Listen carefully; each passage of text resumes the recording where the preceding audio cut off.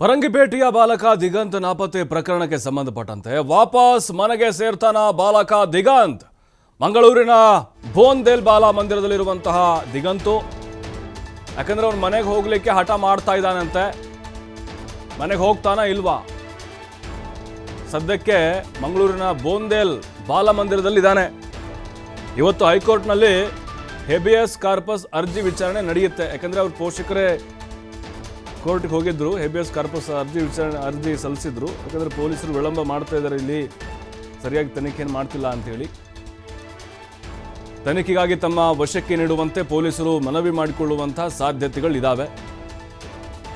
ಯಾಕಂತ ಹೇಳಿದ್ರೆ ಆತನ ವಿಚಾರಣೆ ಇನ್ನೂ ಕೂಡ ನಡಿಬೇಕಾಗಿದೆ, ಅಪೂರ್ಣ, ಎಲ್ಲ ಅರ್ಧಂಬರ್ಧ. ಯಾಕೆ ಹೋಗಿದ್ದ ಕಾರಣ ಗೊತ್ತಾಗಬೇಕಾಗಿದೆ. ಯಾಕಂದರೆ ಎಲ್ಲ ಕಡೆ ಸುತ್ತಾಡಿ ಬಂದಿದ್ದಾನೆ. ಲಗೇಜ್ ಸಮೇತವಾಗಿ ಹೋಗಿದ್ದ ಅವನು, ಎಲ್ಲ ಪ್ಯಾಕ್ ಮಾಡಿಕೊಂಡು. ಅಲ್ಲಿ ಪೋಷಕರದ್ದೇನಾದರೂ ಬೆದರಿಕೆಗಳಿರ್ಬಹುದಾ? ಯಾರದ್ದಾದ್ರೂ ಹಿಂಸೆ ಇದೆಯಾ? ಯಾವುದಾದ್ರೂ ಗ್ಯಾಂಗ್ ಕೈವಾಡ ಇದೆಯಾ? ಗಾಂಜಾ ಗ್ಯಾಂಗ? ಯಾಕಂದರೆ ಅನುಮಾನಗಳು ಆರಂಭದಲ್ಲಿ ಬಹಳ ಇದ್ವು. ಮಂಗಳಮುಖಿ ಜೊತೆಗೆ ಹೋಗಿದ್ದಾನೆ, ಜೊತೆಗೆ ಪ್ರೇಮ ವೈಫಲ್ಯ ಏನಾದರೂ ಇದೆಯಾ?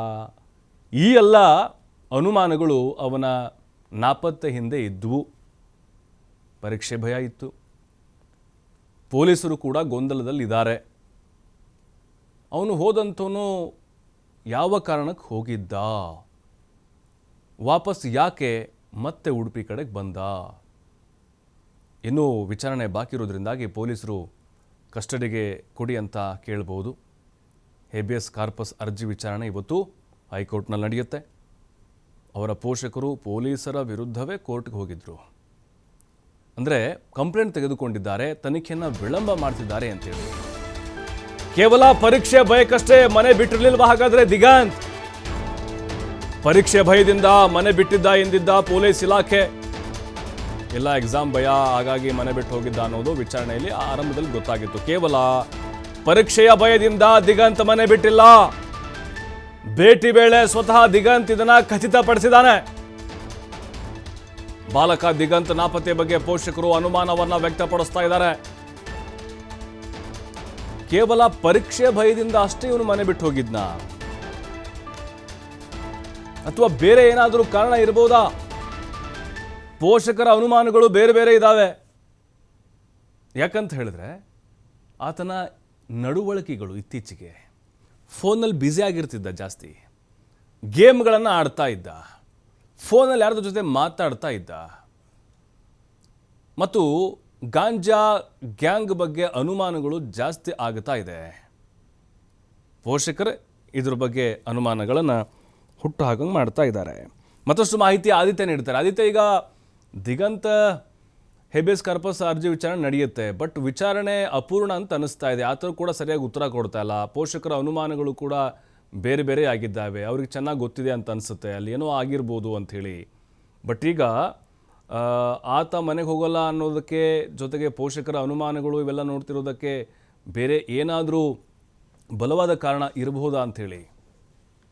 ಪ್ರಭು, ನಿಜಕ್ಕೂ ಕೂಡ ಈ ಪ್ರಕರಣ ಬಹಳ ಗೊಂದಲಕಾರಿ ಆಗ್ತಾ ಇದೆ. ಯಾಕಂದ್ರೆ ಒಂದ್ ಕಡೆಯಿಂದ ಪೊಲೀಸರು ಹೇಳ್ತಾರೆ ಕೇವಲ ಪರೀಕ್ಷೆ ಭಯದಿಂದ ಆತ ಮನೆ ಬಿಟ್ಟು ಹೋಗಿದ್ದ ಅಂತ. ಪೋಷಕರ ಬಳಿ ಕೇಳಿದ ಸಂದರ್ಭ ಅವ್ರು ಹೇಳ್ತಾರೆ, ನಾವು ಭೇಟಿ ನೀಡಿದ ಸಂದರ್ಭ ದಿಗಂತ್ ಹೇಳ್ತಾನೆ, ನಾನು ಅಷ್ಟು ಚೆನ್ನಾಗಿ ತಯಾರಿಯನ್ನ ಮಾಡಿಕೊಂಡಿದ್ದೀನಿ, ಆದ್ರೆ ಪರೀಕ್ಷೆಗೋಸ್ಕರ ನಾನು ಮನೆ ಬಿಟ್ಟು ಹೋಗ್ತೀನಾ ಅನ್ನುವ ರೀತಿಯ ಒಂದು ಪ್ರಶ್ನೆಯನ್ನ, ಅಳಲನ್ನ, ಕಣ್ಣೀರನ್ನ ಕೂಡ ಪೋಷಕರ ಮುಂದೆ ಹಾಕಿದ್ದಾನಂತೆ. ಇವಾಗ ಕುಟುಂಬಸ್ಥರು ಸದ್ಯ ಮಾಹಿತಿ ನೀಡ್ತಾ ಇರುವುದು ಅಂದ್ರೆ ಏನಿದು ಪ್ರಕರಣ ಅನ್ನುವಂಥದ್ದೇ ಬಹಳ ಒಂದು ಗೊಂದಲ ಕಾರಣವಾಗ್ತಾ ಇದೆ. ಈಗ ಪೋಷಕರು ಇನ್ನೂ ಕೂಡ ಅನುಮಾನಗಳನ್ನ ಬಿಟ್ಟಿಲ್ಲ. ಯಾಕಂದ್ರೆ ದಿಗಂತ್ ಏನು ಒಂದು ಅರ್ಧಂಬರ್ಧ ಮಾಹಿತಿಯನ್ನು ನೀಡಿದ್ದಾನೆ, ಅದರ ಆಧಾರದಲ್ಲಿ ಪೋಷಕರ ಅನುಮಾನ ಏನು ಅಂದ್ರೆ, ನಮ್ಮ ಮಗ ಕೇವಲ ಪರೀಕ್ಷೆ ಭಯಕ್ಕೆ ಮನೆ ಬಿಟ್ಟಿಲ್ಲ, ಆತನಿಗೆ ಬೇರೆ ಏನೋ ಒಂದು ಒತ್ತಡ ಇದೆ, ಯಾರೋ ಆತನನ್ನ ಟ್ರ್ಯಾಪ್ ಮಾಡಿದ್ದಾರೆ, ಈ ಕಾರಣದಿಂದ ಹಾಗೆ ಆತ ಈ ತರ ನಿರ್ಧಾರಕ್ಕೆ ಬಂದಿದ್ದಾನೆ ಅನ್ನುವಂಥದ್ದೇ ಸದ್ಯ ಪೋಷಕರ ಒಂದು ಸ್ಟ್ಯಾಂಡ್ ಆಗಿರುವಂತದ್ದು. ಆದ್ರೆ ಪೊಲೀಸ್ ಇಲಾಖೆ ಬಹಳ ದೃಢವಾಗಿ, ಬಹಳ ಸ್ಪಷ್ಟವಾಗಿ, ಬಹಳ ಕ್ಲಾರಿಟಿಯಿಂದ ಹೇಳಿದ್ರೆ ಆತ ಕೇವಲ ಪರೀಕ್ಷೆ ಭಯದಿಂದ ಮನೆ ಬಿಟ್ಟು ಹೋಗಿದ್ದಾನೆ ಅನ್ನುವಂಥದ್ದು. ಹಾಗಾಗಿ ಈಗ ಮತ್ತೆ ಇದೊಂದು ರೀತಿ ಬಗೆಹರಿಯದಂತಹ ರೀತಿಯ ಒಂದು ಸಮಸ್ಯೆ ಆಗಿದೆ. ಆದ್ರೆ ಈ ಪ್ರಕರಣ ಇವತ್ತು ಕ್ಲೈಮ್ಯಾಕ್ಸ್ ಗೆ ಬಂದಿರುವಂತದ್ದು, ಅಂದ್ರೆ ಕ್ಲೈಮ್ಯಾಕ್ಸ್ ಹಂತಕ್ಕೆ ತಲುಪಿದೆ. ಯಾಕಂದ್ರೆ ದಿಗಂತ್ ಪತ್ತೆಯಾದ್ರೂ ಕೂಡ ಇನ್ನೂ ಆತ ಪೋಷಕರ ಮಡಿಲಿಗೆ ಸೇರಿರಲಿಲ್ಲ. ಯಾಕಂದ್ರೆ ಆತನ ಪೋಷಕರು ಪೊಲೀಸ್ ಇಲಾಖೆಯ ತನಿಖೆಯ ವೈಫಲ್ಯದ ವಿರುದ್ಧ ಹೈಕೋರ್ಟ್ ಮೆಟ್ಟಿಲೇರಿದ್ರು. ಹೇಬಿಯಸ್ ಕಾರ್ಪಸ್ ಅರ್ಜಿಯನ್ನ ಕೂಡ, ಪ್ರಕರಣವನ್ನ ಕೂಡ ದಾಖಲಿಸಿದ್ರು. ಹಾಗಾಗಿ ಇವತ್ತು ಅದರ ಒಂದು ತನಿಖೆ ಅನ್ನುವಂಥದ್ದು ನಡೆಯುತ್ತೆ. ಈಗಾಗಲೇ ಪೋಷಕರು ಕೂಡ ಹೈಕೋರ್ಟ್ ಹೋಗಿದ್ದಾರೆ. ಇವತ್ತು ಇನ್ನೇನು ಕೆಲವೇ ಕ್ಷಣಗಳಲ್ಲಿ ಆ ವಿಚಾರಣೆ ಕೂಡ ನಡೆಯುತ್ತೆ. ಮತ್ತು ಪೊಲೀಸರು ಕೂಡ ಒಂದಿಷ್ಟು ಗೊಂದಲಗಳು ಇರುವಂತ ಕಾರಣದಿಂದಾಗಿ, ಅಂದ್ರೆ ಪೊಲೀಸರ ಹೇಳಿಕೆಯ ಪ್ರಕಾರ, ಅಂದ್ರೆ ಆ ಕಡೆಯಿಂದ ಮಾಹಿತಿಯ ಪ್ರಕಾರ ಆತ ಹೋಗ್ಬೇಕಾದ್ರೆ ಒಂದಿಷ್ಟು ಬಟ್ಟೆಗಳನ್ನು ಕೂಡ ತೆಗೆದುಕೊಂಡು ಹೋಗಿದ್ದ. ಆದ್ರೆ ಪೋಷಕರು ಈ ವಿಚಾರವನ್ನ ತನಿಖೆಯ ವೇಳೆ ಬಹಿರಂಗಪಡಿಸಿಲ್ಲ ಅನ್ನುವಂಥದ್ದು. ಆದ್ರೆ ಪೋಷಕರ ಮಾಹಿತಿ ಏನು ಅಂದ್ರೆ, ನಮ್ಗೆ ಆತ ಬಟ್ಟೆನ ತೆಗೆದುಕೊಂಡು ಹೋಗಿರುವಂತದ್ದೇ ಗೊತ್ತಿಲ್ಲ, ಮೊಬೈಲ್ ಅನ್ನ ಕೂಡ ಆತ ಬಿಟ್ಟು ಹೋಗಿದ್ದಾರೆ ರೈಲ್ವೆ ಟ್ರ್ಯಾಕ್ ಬಳಿಯಲ್ಲಿ ಅನ್ನುವಂಥದ್ದು. ಹಾಗಾಗಿ ಇಂಥ ಎಲ್ಲ ಗೊಂದಲಗಳಿರುವಂತ ಕಾರಣದಿಂದಾಗಿ, ಮತ್ತು ಇದು ಸಾಕಷ್ಟು ಚರ್ಚೆಗೀಡಾಗಿರುವಂತ ಪ್ರಕರಣ, ಮತ್ತು ಇದರ ಮೇಲೆ ಸಾಕಷ್ಟು ಒಂದು ಆರೋಪಗಳು, ಗಂಭೀರ ಆರೋಪಗಳು ಕೇಳಿ ಬಂದಂತ ರೀತಿಯಿಂದಾಗಿ ಪೊಲೀಸರು ಮತ್ತಷ್ಟು ಈತನನ್ನ ತಮ್ಮ ಸುಪರ್ದಿಯಲ್ಲಿ ಕೇಳುವಂತ ಸಾಧ್ಯತೆ ಇದೆ, ತಮ್ಮ ಸುಪರ್ದಿಗೆ ಕೊಡಿ ಅನ್ನುವಂತ ರೀತಿಯಲ್ಲಿ ಕೇಳುವಂತ ಸಾಧ್ಯತೆಗಳು ಕೂಡ ಇದೆ. ಒಟ್ಟಾರೆಯಾಗಿ ಇವತ್ತು ಈ ಒಂದು ಪ್ರಕರಣ ಒಂದು ಕ್ಲೈಮ್ಯಾಕ್ಸ್ ಹಂತಕ್ಕೆ ಬರ್ಬೋದು. ಮರಳಿ ದಿಗಂತ್ ಪೋಷಕರನ್ನ ಸೇರ್ಬೋದು, ಅಥವಾ ಈ ಸರ್ಕಾರದ ಕೋರ್ಟ್ ನಿರ್ದೇಶನದಂತೆ ಸರ್ಕಾರದ ಇದರಲ್ಲಿ ಸುಪರ್ದಿಯಲ್ಲಿ ಆತನಿಗೆ ಒಂದು ಕೌನ್ಸಿಲಿಂಗ್ ಅನ್ನ ಮಾಡುವಂತದ್ದು, ಆತನ ಒಂದು ಡಿಪ್ರೆಷನ್ ಇಂದ ಅದನ್ನ ಹೋಗಲಾಡಿಸುವಂತದ್ದು, ಆತನನ್ನ ವಿಶ್ವಾಸಕ್ಕೆ ಪಡೆಯುವಂತದ್ದು, ಮತ್ತೆ ಆತ ಇಂತಹ ನಿರ್ಧಾರಕ್ಕೆ ಬರೆದಿರುವಂತಹ ರೀತಿಯಲ್ಲಿ ಆತನ ಮನಸ್ಸಿನಲ್ಲಿರುವಂತಹ ವೇದನೆಗಳು ಏನಾದ್ರು ಅದನ್ನ ಬಗೆಹರಿಸುವಂತದ್ದು, ಈ ರೀತಿಯ ಪ್ರಕ್ರಿಯೆಗಳು ಕೂಡ ನಡೀಬಹುದು. ಮತ್ತು ಪೋಷಕರು ಕೂಡ ಇವತ್ತು ನಾವೇ ನಮ್ಮ ನೇತೃತ್ವದಲ್ಲಿ ಆತನನ್ನ ಕೌನ್ಸಿಲಿಂಗ್ ಗೆ ಬೇಕಾದ್ರೆ ಒಳಪಡಿಸ್ತೀವಿ, ಅಥವಾ ಆತನನ್ನ ಸಹಜ ಸ್ಥಿತಿಗೆ ಮರಳುವಂತೆ ಏನೆಲ್ಲ ಪ್ರಕ್ರಿಯೆಗಳು ಬೇಕು ಅದನ್ನ ನಾವು ಮಾಡ್ತೀವಿ ಅನ್ನುವಂತ ರೀತಿಯಲ್ಲೂ ಕೂಡ ಅರ್ಜಿಯನ್ನು ಸಲ್ಲಿಸೋದಕ್ಕಿದ್ದಾರೆ. ಒಟ್ಟಾರೆಯಾಗಿ ಇವತ್ತು ಆತ ಒಂದು ಪೋಷಕರ ಬಳಿ ಸೇರ್ತಾನೋ ಅಥವಾ ಮತ್ತೆ ಪೊಲೀಸರ ಸುಪರ್ದಿಯಲ್ಲೇ ಇರ್ತಾನೋ, ಇದೀಗ ಸದ್ಯ ಮೂಡಿರುವಂತ ಕುತೂಹಲ. ಇನ್ನು ಕೆಲವೇ ಕ್ಷಣಗಳಲ್ಲಿ ಇದಕ್ಕೊಂದು ಉತ್ತರ ಸಿಗ್ಲಿಕ್ಕಿರುವಂತದ್ದು. ಪ್ರಭು, ಅಂದರೆ ಆದಿತ್ಯ, ಇಲ್ಲಿ ಅವರ ಪೋಷಕರು ಕೂಡ ನೇರವಾಗಿ ಯಾವುದೇ ಆರೋಪಗಳನ್ನು ಮಾಡ್ತಾ ಇಲ್ಲ, ಜಸ್ಟ್ ಅನುಮಾನಗಳನ್ನು ಹೊರ ಹಾಕ್ತಾ ಇದ್ದಾರೆ. ಆತ ಜಾಸ್ತಿ ಮೊಬೈಲಲ್ಲಿ ಬ್ಯುಸಿ ಆಗಿರ್ತಿದ್ದ ನೈಟ್ ಅಂತ ಹೇಳಿ, ಓದ್ತಾ ಇರಲಿಲ್ಲ, ಜಾಸ್ತಿ ಅದರ ಕಡೆ ಗಮನ ಇರಲಿಲ್ಲ ಅಂತೇಳಿ.